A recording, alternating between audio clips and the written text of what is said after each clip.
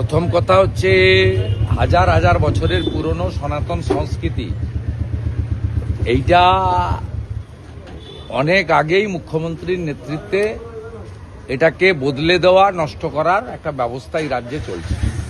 সেটা শুধু সরস্বতী পুজোর ক্ষেত্রে নয়, মা দুর্গার ক্ষেত্রেও দেখেছেন পিতৃপক্ষে হিজাব মাথায় দিয়ে উদ্বোধন করা এবং বিজয়া দশমীর তারিখ পরিবর্তন করা মহরমের মিছিলের জন্য এবং কার্নিভ্যালের নামে আমরা মা দুর্গাকে প্রণাম করি।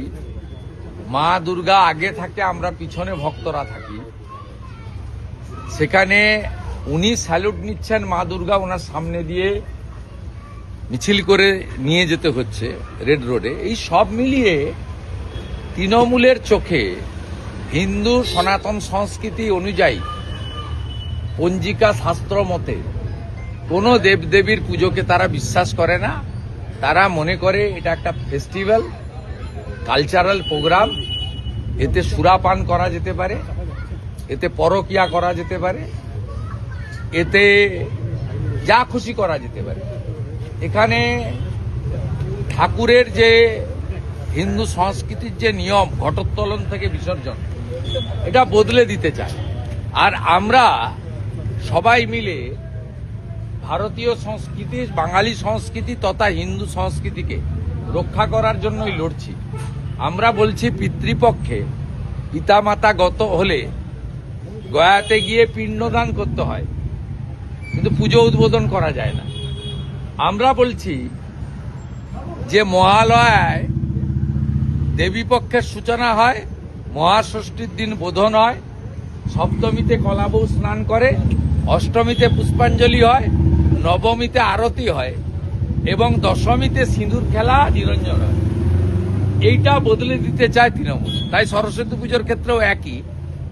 সেখানে রাজনীতিকরণ এবং তথাকথিত সেকুলারিজমের নামে, যেখানে বাংলাদেশে অসুরের দাঁড়ি রেখেছিল বলে একাধিক পুজো কমিটির লোকেদেরকে জেলে পাঠানো হয়েছে, 320টা এফআইআর হয়েছে, 400-র মতো জায়গায় ওখানকার পুলিশ গিয়ে অসুরের দাঁড়ি ছিঁড়েছে।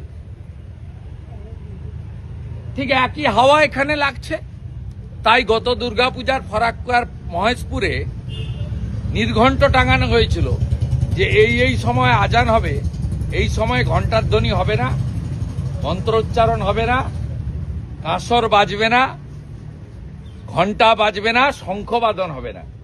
এ তো হাওয়া ঢুকেছে। যাহা মোল্লা ইউনুস তাহাই খালা মমতা। কাজে লাগবে। সরস্বতী পুজোকে এই যে এসআইআর বিরোধিতায় ব্যবহার করতে চাইছে তৃণমূল কংগ্রেস। কোন রাষ্ট্রবাদী তারা আগামী নির্বাচনে তৃণমূল কংগ্রেসকে ভোট দেবে না। তারা কেউ চায় না পশ্চিমবঙ্গটা বাংলাদেশ হয়ে যাক। তারা কেউ চায় না এই 550 কিলোমিটার বর্ডার খোলা থাক। তারা কেউ চায় না চাকরি চুরি হোক। যারা কেউ চায় না অভয়ার মতো মা বোন দিদি এইভাবে গ্যাং রেপ ধর্ষিতা হয়ে খুন হন। তারা কেউ চায় না তামান্নার মতো ছোট্ট বাচ্চা মেয়ে খেলা হবে আনন্দে, বোমাতে নৃশংস মৃত্যু হোক। তারা কেউ চায় না যে ভাতা নির্ভর বাংলা হোক। তারা চায় টাটা ফিরুক। তারা চায় শিল্পায়ন হোক, নারী সুরক্ষা হোক, বেকাররা চাকরি পাক, পশ্চিমবঙ্গ আবার বিধানচন্দ্র রায়ের সময়ের মতো নতুনভাবে উন্নয়নের ফলে ফুলে পল্লবিত সুশোভিত হোক। শুধু একটাই কাজ করতে হবে, মুক্ত কর ভয়, আপন মাঝে শক্তি ধরো, নিজেরে কর জয়। যদি ভয় কাটিয়ে দিতে পারেন তাহলে তৃণমূল কংগ্রেস কোথাও জিতবে না। এমনকি দরিদ্র মুসলমানরা তারা বিজেপিকে হয়তো ভোট দেবে না, কিন্তু তৃণমূলকেও ভোট দেবে না, এইটুকু আমি বলে